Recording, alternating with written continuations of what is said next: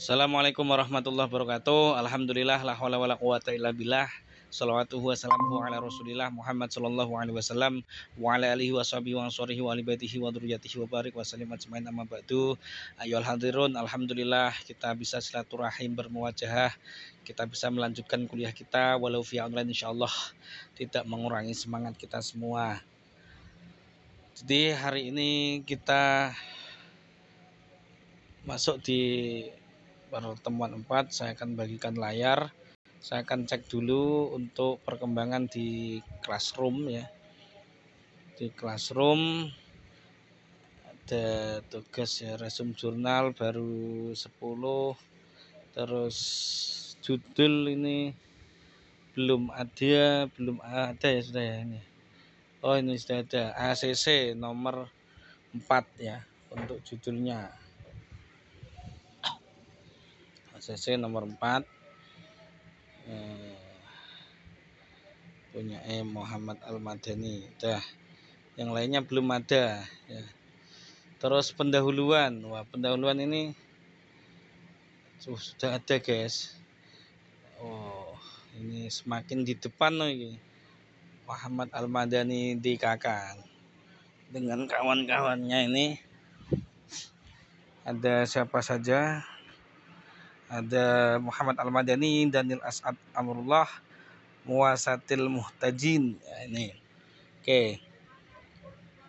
Pendahuluan dan tinjauan pustaka ini baru pendahuluan saja, bukan daftar pustaka ya, tapi tinjauan pustaka. Daftar pustaka itu nanti di akhir banget ya. Pendahuluan, perancangan arsitektur perusahaan. EAP adalah pendekatan sistematis untuk merencanakan dan seterusnya. Dalam konteks ini EAP memberikan kerangka yang kokoh dan seterusnya. Pendahuluan ini mengulas konsep dasar perancangan dan seterusnya. Ya, jadi ini masih sangat kurang ya, Mas Madani ya. Jadi di bab bab pendahuluan ya itu minimal ada 4 paragraf ya. Minimal ada 4 paragraf. Tiap paragrafnya itu punya pokok bahasan ya. Pokok bahasan dalam paragrafnya. Yang pertama itu tentang pengantar. Ya, ini masuk pengantar ini ya. Ini masuk pengantar, yang sampean ini baru 1 paragraf ini termasuk pengantar. Yang kedua adalah paragraf kedua adalah masalah. Paragraf ketiga solusi, paragraf keempat harapan. Minimal ada 4 paragraf itu. Lebih boleh, kurang jangan. Gitu loh. Itu di bab pendahuluan. Kemudian di bab tinjauan pustaka. Di bab tinjauan pustaka itu ada mulai dari profil lembaga atau profil perusahaan. Nah, nanti tulis di sana profil perusahaan itu apa saja, namanya profil ya. Ya jadi mulai namanya, mulai sejarahnya juga boleh, logonya kalau ada, foto-fotonya kalau ada, struktur organisasinya. Jadi terus apa namanya? Jadi hal tentang lembaga itu dimasukkan di profil perusahaan. Terus setelah itu teori-teori yang digunakan nantinya untuk membuat arsitektur enterprise ya. Kalau sampai ini ya jelas sudah apa? Jelas tentang arsitektur enterprise atau terus tentang EAP, metode EAP.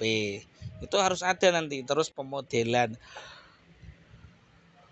sistem itu juga ada, pemodelan sistem di situ. Jadi ini masih kurang ya, tapi gak apa-apa wes, sudah mengerjakan sip wes. Nanti tinggal direvisi saja, tinggal direvisi. Oke, saya akan buka presentasinya, presentasi untuk pertemuan 4 ya.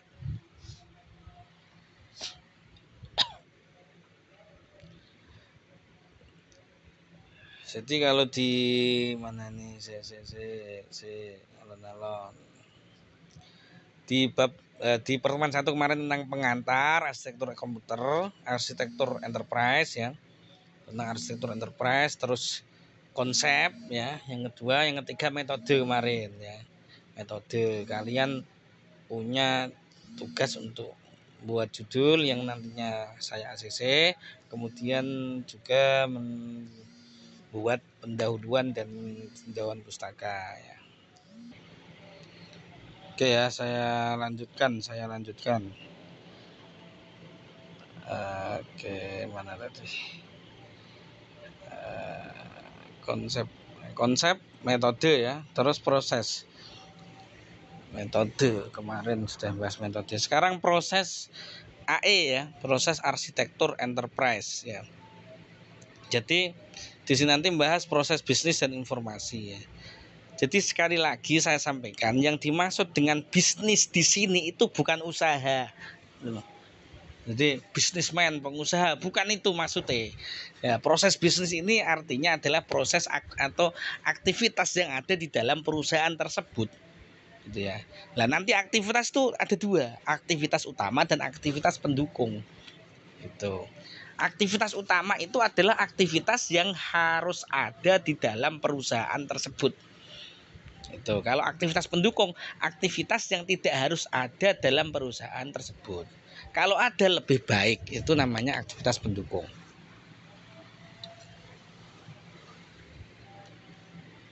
Itu. Jadi menguasai proses bisnis merupakan hal penting dalam arsitektur enterprise terkait dengan perubahan yang terjadi di organisasi. Jadi aktivitas-aktivitas tadi itu ya harus difahami oleh seorang arsitektur sistem. Jadi sampean tuh ketika nantinya mau membangun sebuah arsitektur enterprise harus paham gitu loh. Proses bisnis yang terjadi dalam perusahaan itu apa? Itu loh. Ya, seperti itu. Terus informasi merupakan bahan mentah dari operasi yang dilakukan atau dijalankan oleh sistem ya. Jadi informasi itu apa sih? Informasi adalah hasil dari pengolahan data atau data yang diolah. Data itu apa? Data adalah fakta atau kenyataan. Itu loh. Jadi data adalah fakta atau kenyataan. Nah, data ini ketika diolah menjadi informasi. Informasi ini menjadi bahan mentah untuk membangun arsitektur enterprise gitu loh. Ya. Kumpulan data disebut database. Nah, nanti jadi database itu kumpulan data.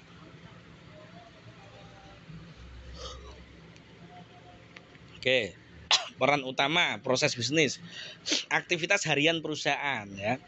Jadi enterprise itu perusahaan. Melibatkan kumpulan karyawan yang berpartisipasi dalam menjalankan proses bisnis ya. Jadi ini proses bisnis tadi ya, saya ngomong aktivitas utama ya.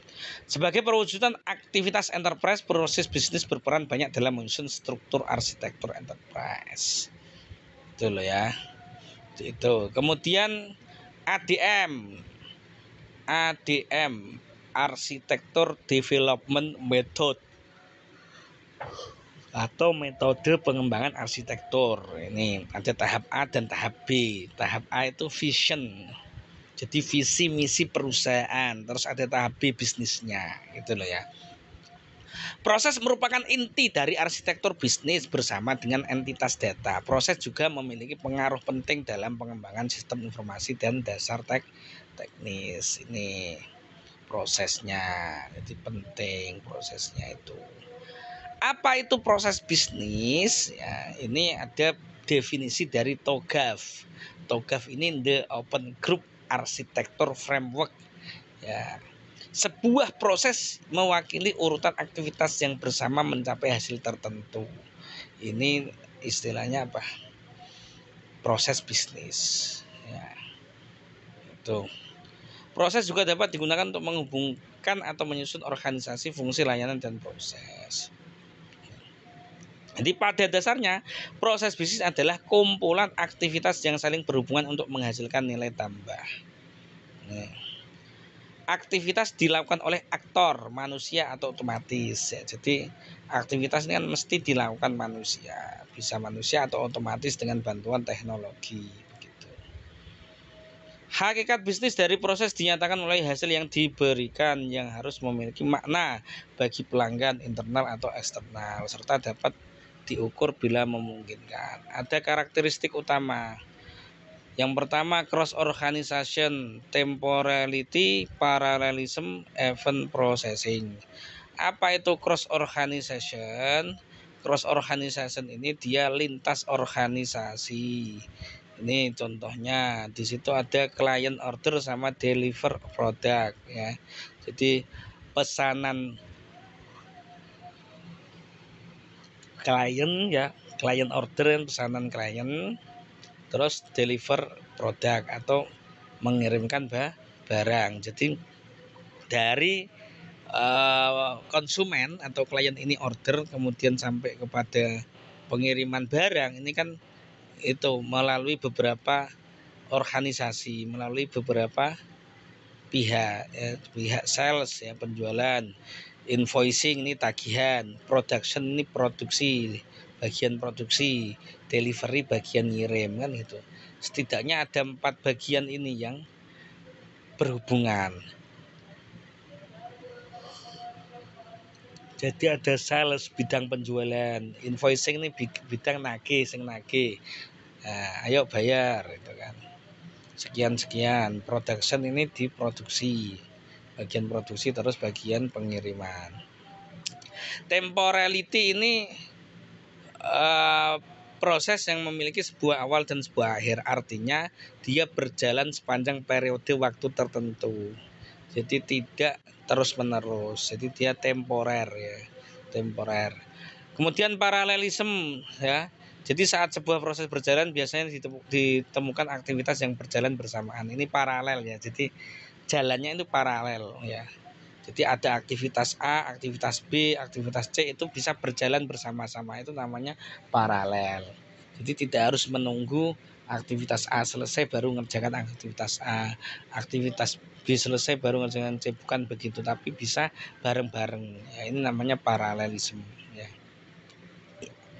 Event ya. Jadi event ini ya, ini bisnis bereaksi terhadap kejadian luar yang memiliki pengaruh langsung pada progresnya. Oke, kemudian tipologi proses bisnis ya. Jadi ada namanya tipologi. Tipologi umum dari proses bisnis ya. Ini ada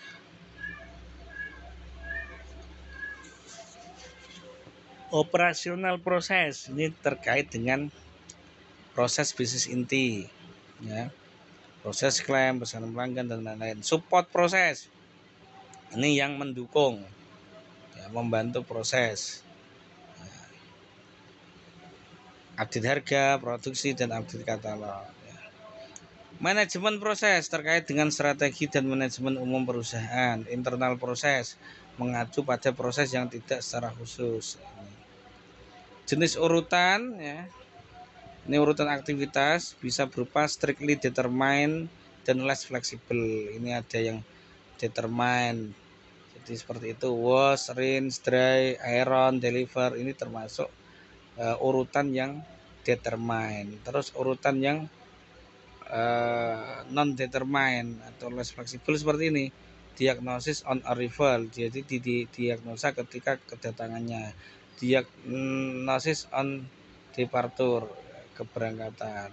Ini jadi di situ ada banyak ya, cardiologist consultation, general examination. Ini artinya tidak urutannya itu bisa mana saja, non determined. Terdapat perbedaan yang dijumpai pada alur kerja atau workflow ya. Jadi ada procedural workflow dan ad hoc workflow. Ya. Procedural workflow atau disebut juga production workflow atau directive workflow, ini adalah proses bisnis yang ada di perusahaan yang telah ditetapkan prosedurnya dan urutan aktivitasnya sudah pasti. Kalau ad hoc ini model kolaboratif di mana aktor berpartisipasi dalam keputusan tanpa tergantung urutan aktivitasnya. Terus pemrosesan batch dan desinkronisasi. Proses berlangsung melalui urutan aktivitas dan aktivitas mewakili unit kerja yang berkontribusi terhadap hasil akhir. Proses bisa berbeda meski aktivitas yang dilakukan sama. Itu contohnya. Ini bisa beda prosesnya ya, walaupun aktivitasnya sama. Ada order reception, order validation, order invoicing, order delivery. Pemodelan proses bisnis. Jadi kayak proses bisnis ini perlu dimodelkan, perlu digambarkan. Kenapa? Agar mudah dipahami. Jadi dibuat dalam bentuk gambar gitu ya, di pemodelan. Membuat model proses bukanlah pekerjaan yang mudah. Model proses bisnis harus bertahan lama, tidak sekedar untuk digunakan sementara saja. Kenapa bukan pekerjaan yang mudah? Ketika kita buat proses bisnis kok tidak mudah, kenapa? Karena kita berkaitan dengan orang lain, kita berkaitan dengan yang namanya stakeholder. Jadi orang-orang yang berkaitan dengan sistem tersebut. Kita yang mau membuat arsitektur enterprise ya harus sabar gitu loh. Gak sampai emosi, gak sabar ya enggak jadi, enggak bisa jadi nanti proyeknya, enggak jalan. Karena kenapa? Kalian tidak mendapatkan informasi yang diinginkan. Masalah yang dihadapi apa? Yang pertama, biaya investasi pemodelan proses yang tinggi. Yo mahal loh guys. Buat arsitektur enterprise itu mahal gitu loh. Ini makanya harus paham si bosnya atau si manajernya yang buat keputusan itu ya harus paham itu loh tentang bagaimana prosesnya membangun arsitektur enterprise. Kalau nggak paham ya nggak bisa. Ya, dia kenapa kok kayak gitu? Jadi AE itu membutuhkan biaya yang mahal, biaya tinggi gitu loh. Nah, kalau ini enggak paham, dia nanti mikirnya percuma bayari orang gitu. Enggak jadi-jadi. Memang membangun arsitektur enterprise itu bukan membuat aplikasi gitu loh, bukan membuat sistem informasi, tapi dia itu membuat model, membuat rancangan, membuat blueprint kayak gitu. Nah, si ini tadi mengajari gitu, mengajari ke apa namanya ke kalian gitu. Jadi biaya investasi ini ya, jadi hasilnya itu nanti tidak bisa langsung sakdek saknyek gitu. Kalau orang jualan atau orang produksi kan hasilnya langsung bisa kelihatan kan. Oh, untungnya sekian, ini sekian, ini sekian kan bisa. Tapi kalau di sini tidak bisa. Dia mesti ada membutuhkan waktu gitu loh. Membutuhkan waktu. Nah, makanya ini butuh biaya investasi. Ketika kalian umpamanya ini kan kita sudah uji coba, kalian buat tim ya, ada 3 orang umpamanya. Nah, ini kan satu tim gitu loh, atau satu perusahaan kalian itu. Nah, kalau perusahaannya ini sudah menyerah ya sudah selesai. Ya. Tapi ketika perusahaan ini paham bahwa memang ke depan ini diperlukan, ya kalian akan investasi ke situ. Gitu. Kayak gitu. Jadi kalian ini ketika kerja ya, musyawarah umpamanya atau diskusi, ya itu buatkan berita acara. Jadi umpamanya kita sedang sedang apa namanya eh, sedang diskusi itu semuanya, di mana nanti yang dibahas apa saja, hasilnya gimana, dibuatkan berita acaranya. Nah, itu nanti bisa diklaimkan itu. Jadi biaya-biaya seperti itu ketika kita ngobrol, ketika kita diskusi, mungkin kita juga butuh studi banding ke luar kota. Nah, itu bisa dibebankan gitu loh, bisa diklaimkan juga gitu. Nah, ini kalau perusahaannya atau bosnya ini tidak paham dengan pentingnya arsitektur enterprise ya eman-eman mau mengeluarkan uangnya gitu. Buat apa kan gitu. Terus seringnya terjadi perubahan pada proses yang akan dimodelkan ini juga. Jadi sering berubah-ubah proses bisnisnya itu. Makanya harus dibuat yang pakem, bagaimana agar pakem gitu loh. Nah, biar pakem dibutuhkan perjanjian-perjanjian, surat-surat perjanjian. Jadi kedua belah pihak nanti enak gitu loh. Kayak gitu.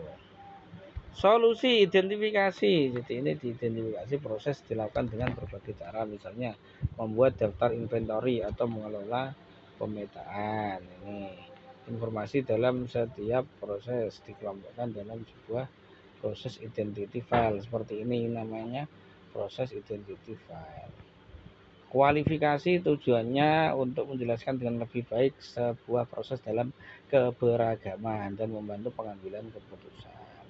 Ini dibuat tabel karakteristik. Jadi orang itu kalau dibuat model-model diagram, model-model gambar, ilustrasi ini seneng gitu daripada hanya teks saja. Makanya kasih nanti isinya AE itu gambar-gambar gitu. Model menggunakan notasi grafis yang penting untuk mendetailkan proses bisnis. Misalnya ini ya, ada order reception, order validation, ada product dispatch, delivery confirmation, ada invoicing, payment reception, dan end of process. Enak kalau baca ini. Ini kalau dituliskan kesulitan. Terkait TOGAF yang memecah 5 level maka ditetapkan viewpoint ya. The viewpoint ini sudut pandang untuk proses. The viewpoint identifikasi ya, yang menggambarkan pandangan tingkat tinggi yang mudah digunakan dan menyediakan ringkasan informasi terkait dengan proses utama. Ada viewpoint kualifikasi, jadi sudut pandang kualifikasi yang merupakan hasil analisis terhadap proses karakteristik dan peluang peningkatan atau perbaikan. Viewpoint pemodelan ini menjelaskan konten proses dengan cara yang lebih detail menggunakan notasi BPMN ini. Di tata kelola proses bisnis ya. Jadi ada proses driver ya. Masak bro, nasi ya. Nasi masak. Nasi masak oh. Iya. Terus tata kelola proses bisnis. Ada proses driver, fungsi proses driver menjamin kualitas pemantauan ya. Atau proses bisnis yang ada di perusahaan. Nah, tadi ya, ini yang atas tadi masih bahas proses bisnis. Sekarang bahas informasi. Jadi sistem informasi ya dibangun sebagai perangkat untuk memproses informasi dan memastikan kualitas data tetap menjadi tujuan yang paling penting. Jadi nanti di arsitektur enterprise itu kan nanti kalian akan membuat aplikasi-aplikasi atau membuat sistem informasi. Jadi ada berapa saja. Contoh tadi di koperasi pondok pesantren. Ya. Di sana ada aktivitas apa saja. Aktivitas utamanya apa? Aktivitas pendukungnya apa? Dari aktivitas utama itu dibutuhkan aplikasi apa atau dibutuhkan sistem informasi apa? Umpamanya contoh tadi tentang sales, penjualan. Di bidang penjualan ini butuh apa? Butuh aplikasi apa? Oh, butuh aplikasi untuk kasir umpamanya. Butuh aplikasi untuk promosi umpamanya. Nah, ini itu di sales. Terus di bagian penagihan, invoicing, penagihan apa? Butuh aplikasi untuk mentagih atau apa? Penagihan atau kasir juga bisa atau pergudangan kan gitu. Terus di bagian pengiriman umpamanya dibutuhkan apa? Aplikasi-aplikasi apa yang ada di situ sehingga nanti memudahkan. Jadi dengan adanya sistem informasi nanti akan memudahkan perusahaan ini bisa menjalankan bisnisnya dengan baik gitu. Yang tentunya itu nanti terintegrasi semua, terintegrasi. Database adalah hal pertama yang terpikirkan saat berdiskusi mengenai sistem informasi enterprise. Jadi ada database nanti. Jadi data-data yang sekiranya dibutuhkan, dikumpulkan, nah itu namanya database atau kumpulan data. Jenis informasi dalam enterprise secara umum ada dua, satu struktur information dan non struktur information. Ya. Yang struktur information ini diatur sesuai dengan standar yang telah ditetapkan. Non struktur ini tidak mengikuti format apapun. Nah, jadi jenis-jenis informasi. Informasi disajikan dalam dua cara, persistent information dan exchange information. Nah, jadi selalu ada melebihi aktivitas dan proses bisnis, ini persisten. Terus yang exchange ini membentuk pesan yang kontennya memiliki durasi terbatas. Ini ya. Nah, bentuknya apa? Kalau yang struktur itu database, inter application flow, jadi aliran aplikasi. Kalau yang non struktur itu dokumen intranet, ya, seperti email. Kemudian pertukaran data dalam informasi ya. Jadi data yang ada di dalam sistem informasi itu kan bisa bergerak, bisa bertukar juga gitu loh. Nah, makanya nanti ada primary key, ada foreign key. Ya, itu kalau di database ada di kelas diagram itu ya. Jadi bisa tersentral sehingga bisa menghindari terjadinya duplikasi data kalau tersentral itu, dan juga memfasilitasi koneksi antar elemen aplikasi. Tuh, jadi ini untuk proses bisnis dan informasi gitu ya. Jadi ini tentang apa, pemrosesannya. Oke, sampai sini ada yang ditanyakan, monggo mungkin silakan. Ada yang ingin ditanyakan? Izin bertanya Pak. Ya, monggo Mas Anam. Terkait kerangka kerja menggunakan metode TOGAF itu Pak, sedikit kurang paham kayaknya Pak. Ya, yang mana yang tidak paham? Maksud dari metode TOGAF itu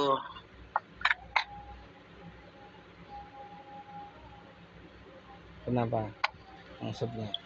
ya langkah-langkah ketika kita ingin menggunakan metode TOGAF itu bagaimana Pak? Ya, jadi kan metode kan banyak tadi kemarin di pertemuan ketiga, ikut tidak kemarin sampean? Pertemuan 3 masuk tidak kemarin? Mas Anam?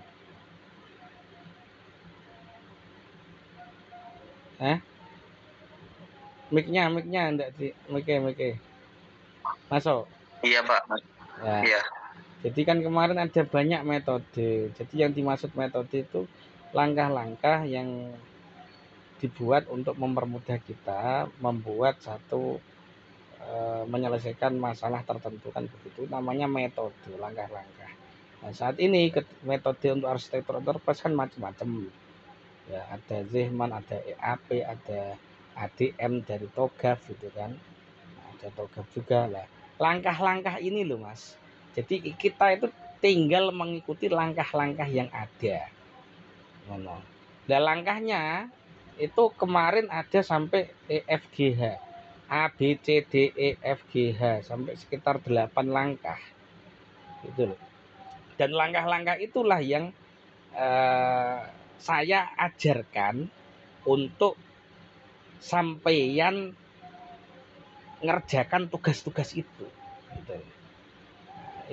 Itu nanti runtut, langkah-langkahnya itu runtut mulai awal hingga akhir. Nah, ketika nanti itu disatukan, maka akan jadi satu kesatuan arsitektur enterprise dengan menggunakan metode ADM TOGAF. Nah, maka kemarin saya mulai dari judul, gawe judul sih, buat judul dulu. Nah, kalau judul aja belum ngirim, kalian belum buat kelompok, belum mengirim judul, ya enggak iso. Buat dulu judulnya. Kalau sudah ada judulnya apa? Buat pendahuluan dan tinjauan pustaka. Ini dibuat gitu loh, dibuat. Setelah nanti apa? Setelah pendahuluan tinjauan pustaka sudah digarap. Nah, ini nanti akan saya ajarkan lagi. Jadi akan saya ajarkan step by step. Jadi langkah-langkahnya. Oke, saya share screen dulu. Oke, coba saya lihatkan. Jadi di TOGAF itu sendiri ada langkah-langkahnya. Ya, ada langkah-langkahnya. Di pertemuan 3 metode AE.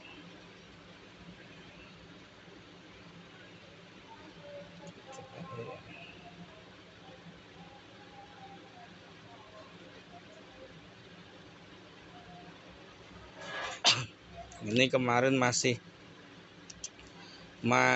umum ya, masih penjelasan umum untuk di sini TOGAF ya. Nah, itu. Jadi TOGAF itu menjelaskan 5 level, ada client interface, bisnis proses, service komponen, sistem platform. Ini masih levelnya, lapisannya. Kalau untuk yang lebih lengkap nanti di pertemuan 5. Nah ini. Tapi kemarin beberapa kali sudah saya senggol tentang TOGAF yang gambarnya ini kalau masih ingat. Nah ini ketika bahas jurnal kemarin. Nah, bahas jurnal kemarin sudah saya tunjukkan. Jadi ini langkah-langkah yang ada di dalam arsitektur enterprise dengan metode TOGAF. Ini ada sampai H, A, B, C, D, E, F, G, H. Jadi ada sekitar 8 langkah. Mulai dari preliminary, pendahuluan, terus visi arsitektur, bisnis arsitektur ini loh. A ini loh, sama lihat A. A visi arsitektur, B bisnis arsitektur, C arsitektur sistem informasi, D arsitektur teknologi, E peluang dan solusi, F rencana migrasi, G implementasi, H perubahan atau perubahan manajemen, arsitektur perubahan manajemen. Ini sudah ada langkah-langkahnya. Ini nanti yang akan kita buat.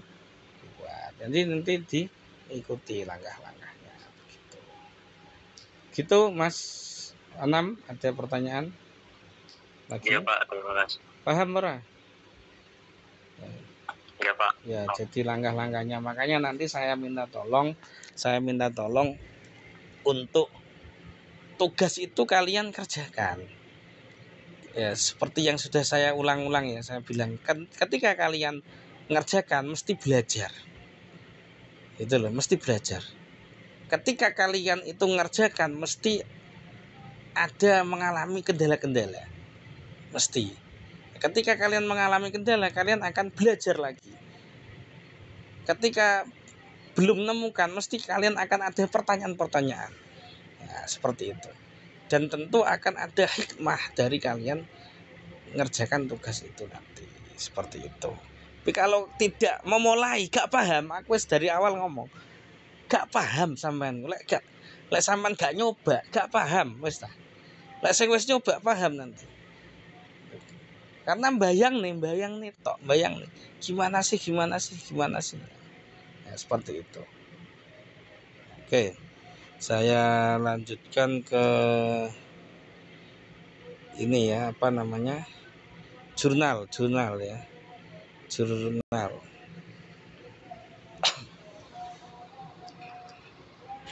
Jurnal yang ini ya.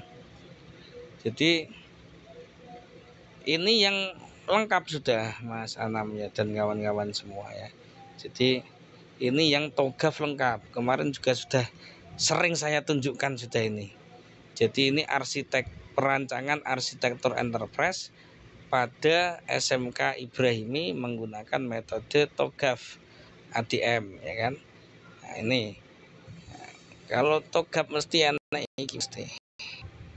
Ya, pasti ada apa namanya yang tadi itu langkah-langkahnya ini tidak ditulis ini. Nah itu. Jadi ini nanti bertahap. Ngerjakan pendahuluan, ngerjakan tinjauan pustaka, ngerjakan apa ini analisis SWOT, ngerjakan visi arsitektur, ngerjakan aplikasi bisnis, ngerjakan peluang dan solusi, ngerjakan arsitektur teknologi. Ya, nanti kesimpulan saran daftar pustaka selesai. Ini adalah arsitektur enterprise yang ditulis di jurnal ya, karena jurnal kan singkat ya, jurnal itu singkat. Nah, ketika kalian buat laporan tidak usah dibatasi, tulis saja semua, masukkan semua di situ ya. Ini pendahuluan sudah ya, tadi saya jelaskan juga, kemarin saya jelaskan tentang bagaimana cara membuat pendahuluan. Sekarang juga tadi sudah saya jelaskan juga, tinjauan pustaka juga sudah ya kan. Nah, sekarang saya tambahi ya, nanti saya taruh di kolom classroom ya, nanti saya tambahi lagi. Jadi selanjutnya yang harus kalian kerjakan apa? Analisis SWOT ya, jadi ditulis di situ analisis SWOT. Apa itu analisis SWOT? Seperti ini, buat tabel seperti ini. S itu strength, kekuatan. W weakness kelemahan, O opportunity atau peluang, T threat atau ancaman. Ini sudah ada seperti ini. Kekuatan, kelemahan, peluang, ancaman. Ini kekuatan di SMK Ibrahimi, kelemahan, peluang, ancaman. Contoh umpamanya yang koperasi pondok pesantren ya. Kekuatannya apa? Nah, marketnya atau pasarnya jelas sudah. Ada sekitar 20.000 santri kan begitu. 20.000 santri. Itu marketnya jelas, pasarnya jelas. Ini makanya Kopontren ini apa? Kalau satu orang itu menghabiskan 10.000 dalam sehari ya, masuk ke Kopontren koperasi ya, 10.000 kali 20.000 pirawis ya. Sudah berapa? 200 juta ya. 210 ya, 200 juta. Itu kalau 10 sudah masuk menjadi penghasilan. Bagaimana meraup itu namanya kekuatan. Kelemahannya apa? Kelemahannya ya macam-macam. Bisa jadi kelemahannya stok barangnya yang cepat habis. Nah, ini juga termasuk kelemahan. Terus dari distributor ini tidak segera ngirim, itu juga kelemahan. Peluangnya apa? Ya peluangnya bisa jadi ya produksi sendiri gitu. Produksi barang sendiri. Kalau memang dari distributor atau produsennya lemot ya bisa jadi peluangnya produksi sendiri. Sandal gawe dhewe, datangkan alat cetakan sandal umpamanya. Ancamannya apa? Ya ancamannya ya mungkin kurangnya tenaga atau ilmunya yang belum punya kan gitu, ilmu untuk buat pabriknya belum punya, itu ancaman gitu. Jadi kalau sudah tahu semua, tertulis di situ, semua ditulis, maka nanti juga akan diberikan penjabaran, sampean kasih penjabaran di situ gitu loh. Orang itu akan selamat ketika dia paham dengan dirinya sendiri gitu loh. Sampeyan iku akan selamat ketika sampeyan itu paham dengan diri sampeyan sendiri. Sampeyan paham dengan kekuatan sampeyan. Saya itu kekuatan saya di sini, kelebihan saya di sini, kekurangan saya di sini. Saya itu punya peluang di sini. Ancaman saya itu ini. Gitu loh. Nah, ketika kalian itu paham dengan diri kalian sendiri, insya Allah kalian aman, insya Allah kalian selamat. Lek sampean gak ngerti, tuh ora selamat, guys. Ngono lho. Contoh, tak contohno iki. Sampeyan iku kelemahane ya. Ya. Kelemahane gampang ngantukan umpamane. Kelemahane gampang ngantukan. Kekuatane duitmu akeh. Uangmu banyak. Tapi kelemahannya ngantukan. Gitu. Kalau kamu tidak tahu bahwa kamu itu punya kekurangan yang namanya ngantukan, dengan PD-nya kamu sepedaan sendiri atau pakai mobil sendiri, pas nyopir ngantuk, nubruk, gak selamat sampean. Duitmu akeh tapi mati nom. Ya, uangnya banyak tapi ya, cepat meninggal. Karena kenapa? Tidak tahu kelemahannya sendiri, ngono lho, guys. Paham ora tadi dijelaskan. Makanya kalau orang itu paham dengan kelemahannya, paham dengan kekurangannya, insya Allah selamat sampean. Oh, aku ngerti, aku ngantukan, aku yang di duit, berarti apa? Ya nyari sopir aja, ya bayari sopir, itu loh. Enak toh, enak, insya Allah selamat sampean, gak nyopir dewi kesel kayak gitu. Itu namanya ketika seorang paham dengan dirinya sendiri, insya Allah Selamat. Peluang apa? Dari peluang-peluang sampean yang punya banyak sekali. Peluang yang bisa sampean dapatkan itu. Ancaman juga ancaman ya. Ancaman ini kalau kalian skillnya itu tidak memiliki skill, tidak memiliki kemampuan ya, maka ancamannya ya kompetitor akan disalib dengan orang lain seperti itu. Ini analisis SWOT. Jadi nanti dari perusahaan itu tulis di sini kekuatannya apa, kelemahannya apa, peluangnya apa, ancaman apa, dan ini bisa kalian kerjakan dengan berdiskusi, musyawarah antar timnya itu. Makanya kelompok itu anggap timmu, satu perusahaan itu. Ya, semoga-moga kok punya perusahaan sendiri semuanya nanti. Ya, punya perusahaan sendiri-sendiri. Itu guys.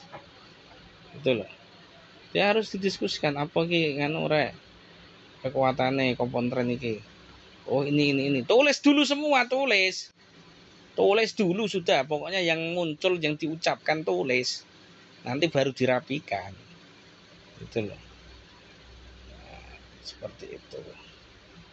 Terus yang kedua ini visi arsitektur. Ya, ini visi arsitektur ini seperti yang saya sampaikan tadi. Kalau gambarnya itu seperti ini bentuknya. Ini seperti ini. Terus samping kiri itu ada aktivitas utama dan aktivitas pendukung. Samping kanan ini ada visi misi arsitektur. Jadi visi dari perusahaan itu apa? Visi arsitekturnya ya. Ini jadi apa namanya? Nanti ditulis di situ. Terus aktivitas utama itu ditulis juga di situ. Aktivitas yang harus ada, terus aktivitas pendukung. Nah, ini karena di SMK ini aktivitas utama ya penerimaan peserta didik baru, proses pembelajaran, PKL, ujian, lulus. Ketika ada ini ya sudah bisa kan berjalan kan SMK-nya ketika ada aktivitas ini. Ketika apa tidak ada ya tidak bisa. Contoh mamanya tidak ada proses pembelajarannya dihapus, ya tidak iso. Mau sekolah kok gak belajar kan gitu. Ketika ujiannya dihilangkan juga iso bisa. Terus piye ngelulusin nilai ujian. Nah, itu namanya aktivitas utama. Aktivitas yang harus ada dalam perusahaan tersebut. Kalau tidak ada, tidak jalan perusahaannya. Aktivitas pendukung. Aktivitas yang mendukung. Kalau tidak ada ya tidak apa-apa. Kalau ada lebih baik. Nah, contoh itu manajemen keuangan. Neng di sekolahan SMK tidak ada manajemen keuangannya, ya gak apa-apa, tetap jalan. Apa? Tetap bisa, tetap jalan kalau tidak ada manajemen keuangan. Terus bayar piye bayare titip neng gurune wis. Manajemen administrasi, manajemen perpustakaan. Ini kalau tidak ada semua ini sampai bawah itu tidak apa-apa. Tidak kira tutup sekolahnya itu. Tidak ada manajemen perpus, gak apa-apa gak kira tutup. Ya kira tutup sekolahnya. Tapi kalau yang aktivitas utama tidak ada salah satu, tutup sekolahmu. Itu loh, tidak tutup, tidak bisa. Nah, ini namanya visi arsitektur. Jadi ada tambahan 2 ini ya. Tambahan 2 kalian nanti tak tulis di sana. Berarti analisis SWOT dan visi arsitektur. Nanti silakan dikerjakan. Oke, seperti itu. Ada yang tanyakan, silakan. Saya Pak. Ya, monggo. Itu yang tugas yang kami kirim tadi, yang pendahuluan sama tinjauan pustaka itu revisi juga apa gimana Ya Pak? revisi toh. Atau mau Hah? Revisi. Atau mau saya tarik lagi tugas itu Pak? Iya, revisi aja. Nanti revisi. Ditarik dulu atau langsung direvisi ya padha wae, yang penting diisi. Gitu loh. Jadi apa tadi itu? Pendahuluan dan tinjauan pustaka, Mas, bukan daftar pustaka. Ojo salah paham sampean. Yang sampean kirim kan pendahuluan dan daftar pustaka, Bukan daftar pustaka, tinjauan pustaka. Tinjauan pustaka isinya adalah profil perusahaan dan juga teori-teori, landasan-landasan teori yang mendukung tentang arsitektur enterprise yang akan kalian bangun. Gitu. Mas. Oke, ada lagi, silakan.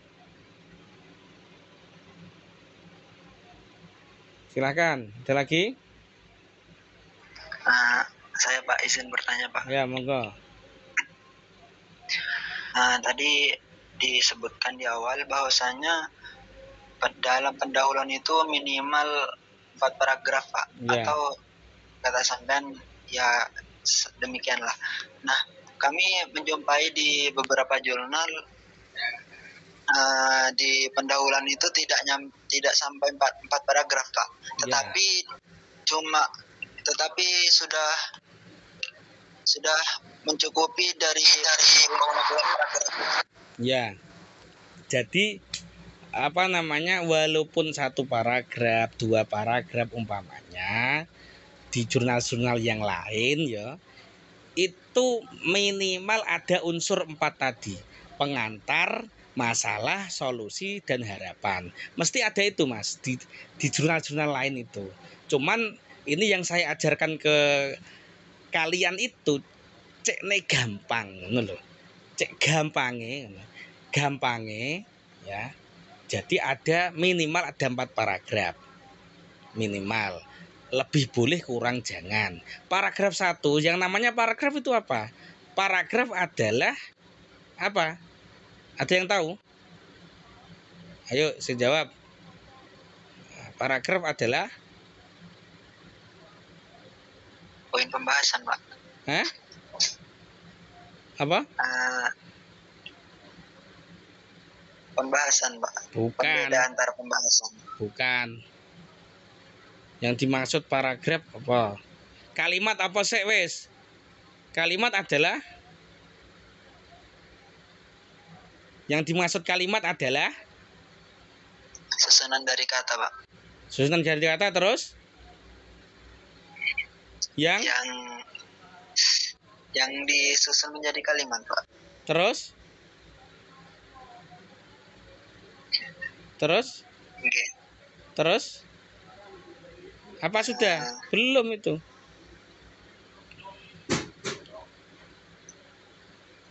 Kalau susunan kata itu kan saya makan, saya kamu. Saya makan apa? Saya makan jalan-jalan kan belum kalimat namanya itu. Ya kan? Iya Pak, susunan kata untuk membentuk suatu makna yang lengkap Pak. Mesti moco iki ya. Jelas. Al kalamu huwa lafdul mufidu murakabu bil wad'i kan. Ngono lho guys. Jadi kalimat itu adalah susunan lafal atau kata yang tersusun yang bermanfaat kan gitu. Atau berfaedah, ada unsur faedahnya. Itu kalimat. Gitu loh. Kalau di dalam bahasa ini ada subjek, predikat, objek plus keterangan kalau ada SPO gitu loh. Jadi ini kalimat. Nah, terus paragraf itu apa? Paragraf adalah ayo browsing wis. Ayo. Paragraf adalah cek aku tak sing ngomong iki. Ayo. Gak apa-apa browsing. Aman. Paragraf adalah nggak ada suaranya nih.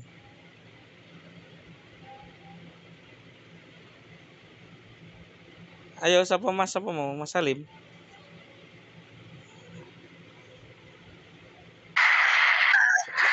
Saya mau jawab. Ya Mas, ayo siapa sing jawab? Ayo jawaban. Paragraf adalah suatu gagasan yang berbentuk serangkaian kalimat yang saling berkaitan satu sama lain. Ya. Betul. Jadi serangkaian kalimat atau kumpulan kalimat yang di situ berisi satu gagasan. Patenono suaraku kok apa balik. Jadi apa namanya itu, sekumpulan kalimat ya yang berisi satu gagasan atau istilahnya adalah ide pokok bahasan. Jadi dalam satu paragraf itu terdapat namanya ide pokok bahasan. Ide pokok bahasan itu ada 3 macam. Ada deduktif, induktif, dan campuran. Ngono lho, iku ning bahasa Indonesia, guys. Lah, jadi dalam paragraf itu mengandung namanya ide pokok bahasan atau gagasan istilah lainnya itu. Nah, jadi biar enak tak omongi sampean niku. Jadi untuk paragraf pertama gagasannya tentang pengantar arsitektur enterprise atau pengantar untuk perusahaannya. Paragraf 2 ide pokok bahasannya atau gagasannya apa? Tentang masalahnya. 3 tentang solusi. 4 tentang harapan. Sudah selesai seperti itu. Kayak gitu. Makanya ketika kita buat paragraf itu gak asal gitu loh guys, gak ben. Saya tuh sering nemu skripsi atau apa macam-macam itu. Satu paragraf kok cuma isinya 1 kalimat tuh. Ya. Jadi ada 6 baris, panjang sekali, tapi 1 kalimat. Ya kalimat apa itu? Kalimat kok sampai berbaris-baris loh. Dan itu disebut paragraf, bukan paragraf karena dia baru 1 kalimat, belum kumpulan kalimat. Ngono loh. Makanya ketika kita ngetik itu sambil mikir, sambil ndelok itu loh. Kayak gitu. Nah, jadi nanti kalian mulai belajar nanti ngetik satu kata dirangkai seperti itu. Dengan diksi kalian masing-masing seperti itu. Jadi enak kalau sudah digarap dewe, itu ada pertanyaan apapun ya bisa jawab karena memang garapannya dewe. Nah, seperti itu. Jadi untuk membuat ini tadi ya, kalau sudah jadi jurnal memang macam-macam orang itu karena tuntutan jurnal itu dia biasanya macam-macam, ada yang dibatasi maksimal, ada yang 8 halaman, ada yang maksimal 10 halaman kayak gitu. Sehingga dimampatkan sedemikian rupa. Gitu loh. Dimampatkan sedemikian rupa. Apalagi kalau di abstrak itu kan biasanya 1 paragraf. Kalau di abstrak ya. Abstrak itu sudah mewakili keseluruhan penelitian. Gitu. Nah sekarang ini yang untuk tugas ini saya tidak batasi, berapapun masukkan semua. Itu namanya laporan penelitianmu. Laporan penelitian itu bisa berapapun halamannya, tidak masalah. Gitu loh. Umpamanya nanti hasil akhirnya sampai 100 halaman umpamanya. Yuk gak apa-apa, namanya laporan penelitian. Kemudian ketika kita mau mempublikasikan ke bentuk jurnal ya, dari 100 halaman ini, bagaimana caranya kita ambil inti-intinya saja kemudian jadi mungkin 8 halaman saja. Seperti itu. Ya, maka laporan penelitian ini nanti outputnya atau outcome-nya atau luarannya itu bisa jadi macam-macam. Bisa jadi jurnal, bisa jadi buku, bisa jadi poster, bisa jadi artikel, bisa macam-macam hasil akhirnya itu. Ya, kayak gitu. Ya, maka nanti silakan kerjakan. Oke, ada lagi pertanyaan? Sudah? Izin bertanya lagi nggak Pak? Ya, monggo, gimana? Nah, kan menurut penjelasannya Bapak tadi bahwasanya memang ada sebagian jurnal yang memang menyangkut 4 pembahasan itu Pak. Nah pertanyaannya, apakah boleh kita menggunakan model seperti yang saya sampaikan barusan Pak? Dia tetap 2 paragraf namun sudah mencangkup dari keseluruhan 4 poin itu Pak. Itu pertanyaan yang pertama. Yang pertanyaan yang kedua Pak, sekarang kan sudah melanjutkan tahapan dari tugas yang sampean kasih ya Pak. Ya. Nah apakah dari kami perlu untuk melakukan penelitian, dan kalau emang perlu itu apakah ada surat pengantar atau seperti apa nanti Pak ke depannya gitu. Oke, ya, terima kasih. Itu aja saja. Sip pertanyaannya. Yang pertama ya memang boleh-boleh saja. 2 paragraf, jadi 1 paragraf bahas 2, 1 paragraf bahas 2, boleh-boleh saja. Ya, tapi mohon maaf, tidak untuk kali ini. Wes ngono. Ngono lho, tidak untuk kali ini. Kali ini kalian ikuti arahan Pak Ahlis dalam rangka belajar. Engko lek awakmu wis iso, terserah dirimu gitu loh. Ya, yang dalam sekarang ini karena masih dalam bimbingan dan pantauan ya Pak Ahlis, maka ikuti yang versi caranya Pak Ahlis dulu. Wah, orang itu bisa guduk muridku. Wah, bukan muridnya Pak Ahlis, itu muridnya orang lain ya. Jadi yang versi Pak Ahlis kerjakan dulu sesuai dengan arahan, bimbingan, pantauan Pak Ahlis, silakan dikerjakan dulu. Nanti kalau kalian sudah benar-benar paham, kalian silahkan bisa berkreasi dengan dengan seni kalian sendiri ya, seni menulis kalian sendiri, silahkan. Itu yang pertama. Paham ya maksudku? Paham? Pertama? Enggak, Pak. Ya. Enggak, Pak. Enggak.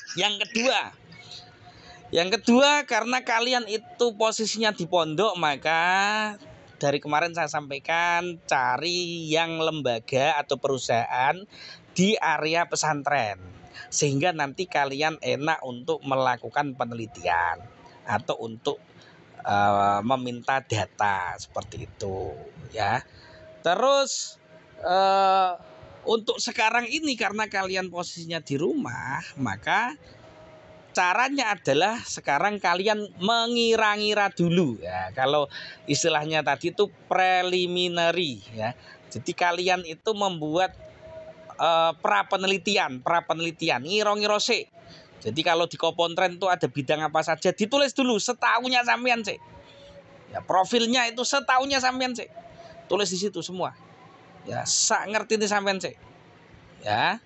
Nah, yang penting ngumpulkan sih tugas sih, kumpulkan sambil diskusi dengan temannya. Nah, nanti kalau sudah balik ke pondok, terus kalian nanti bisa lanjut ke penelitian ya, boleh ke lembaganya, boleh ke perusahaannya. Apakah ada suratnya? Ada. Jadi kalau memang kalian membutuhkan atau memang lembaganya itu meminta, ini tolong buat surat resmi. Kalian kan ke sana dulu nih, ke sana kan silaturahim Pak atau Bu atau Ustadz Ustadzah. Ini kami ada tugas kuliah, rencananya kami akan buat arsitektur enterprise tentang lembaga ini. Oh iya, itu gimana? Kamu jelaskan. Jadi arsitektur enterprise itu nanti gini, hasilnya nanti blueprint cetak biru, sehingga nanti kita bisa mengetahui sistem yang akan dibangun di lembaga ini umpamanya. Jelaskan gitu. Kalian bisa jelaskan kalau kalian paham. Nek gak paham gak iso jelas nih. Ditakoni apa itu arsitektur enterprise, diam 1000 bahasa, hening. Wah, ini bahaya ya kan. Nah, terus itu sudah silaturahim ya. Pendahuluan ngomong-ngomong. Nah, nanti kalau memang dari pihak sana nganu Mas ya, tolong buatkan surat resmi untuk pengantar. Oh nggih siap. Nah, nanti kalian bisa meminta ke staf ya, minta ke staf, bisa ke sekprodi atau kaprodi. Nanti kalian bisa dibuatkan surat pengantar untuk penelitian. Nanti dikasih, biasanya ada jangka waktunya maunya bulan ini sampai bulan ini, seperti itu. Bisa. Sip. Paham? Nggih, Pak, paham, Pak. Ya, oke. Iki tenanan iki, jos iki. Kalau memang benar-benar kalian mengerjakan, lek gak ya gak apa-apa. Piye, guys? Ada lagi? Sudah, Mas Madani apa? Tanya apa? Sudah, Pak. Sudah, oke. Ya wes. Kalau sudah, terima kasih ya. Jadi ini pertemuan 4. Harapan saya itu targetnya di online ini sampai pertemuan 6 ya. Jadi tambah 2 lagi, pertemuan 5 dan pertemuan 6. Nanti pertemuan 7-nya di pondok. Nah, Kalau memang dalam minggu depan ini bisa ada 2 pertemuan, berarti enak, langsung selesai. Umpamanya pertemuan 5 hari Ahad, umpamanya pertemuan 6-nya hari Rabu lagi umpamanya, atau hari Jumat, ya itu enggak masalah. Jadi tidak harus nanti Kamis Rabu lagi ya. Nanti terlalu lama ya. Telasan jarimu ya. Parak telasan gitu kan. Gak apa-apa, nanti harapan saya itu targetnya 6 pertemuan. Jadi nanti hari apa nanti Kosma bisa diskusi sama saya ya. Bisa hari apa nanti ada tambahannya. Ya, kalau sudah pertemuan 6 itu nanti kalian tuh bisa punya pemahaman yang lebih jelas gitu loh, sehingga ndak ngambang. Nah target kita itu nanti di UTS itu setengah, yang dikumpulkan itu setengah penelitian. Nah nanti di UASnya full penelitian kayak gitu nanti targetnya, sehingga nanti di akhir selesai. Kalau yang bagus bisa diterbitkan ke jurnal, nanti dipublikasikan. Nah, sekalian kalian bisa belajar buat jurnal, terus bagaimana cara publikasi jurnal, kan lumayan nanti kalau sudah ada pemahaman kalian juga bisa kan. Sekarang skripsi itu bisa tanpa ujian ya, diganti dengan publikasi jurnal. Oke, saya kira itu, semoga bermanfaat. Terima kasih. Afu minkum hadanallahu wa iyyakum. Wassalamualaikum warahmatullahi wabarakatuh. Waalaikumsalam. Waalaikumsalam warahmatullahi wabarakatuh.